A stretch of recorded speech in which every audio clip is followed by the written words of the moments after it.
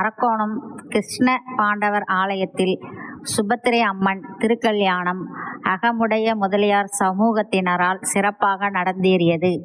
ராணிப்பேட்டை, அரக்கோணம், சுவால்பேட்டை அருள்மிகு தர்மராஜா கோவில் ஸ்ரீ கிருஷ்ண பாண்டவர் சமேத ஸ்ரீ திரௌபதி அம்மன் ஆலயம் உள்ளது.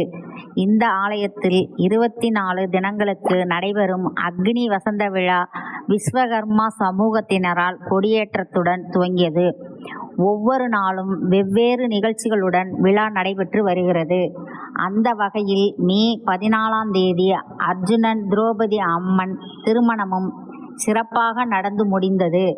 அடுத்த நாளான மே 15ஆம் தேதி அர்ஜுனன் சுபத்திரை அம்மன் திருக்கல்யாணமும் வெகு சிறப்பாக நடைபெற்றது. திருமணத்தில் பெண் வீட்டார் மற்றும் மணமகன் வீட்டார் சார்பில் அகமுடைய முதலியார் சமூகத்தினர் திரளாக பங்கேற்று நடத்தினர். இதர சமூகத்தை சார்ந்த திரளான பக்தர்களும் தெய்வீக கல்யாணத்தில் கலந்து கொண்டனர். பின்னர் நூற்றுக்கணக்கான பக்தர்களுக்கும் விழா குழுவினர் சார்பில் கல்யாண விருந்து வழங்கப்பட்டது. விழா ஏற்பாடுகளை தர்மகர்த்தா மற்றும் விழா குழுவினர் உடனிருந்து ஈடுபட்டனர். நிலவன் டிவி செய்திகளுக்காக செய்தியாளர் ரவி.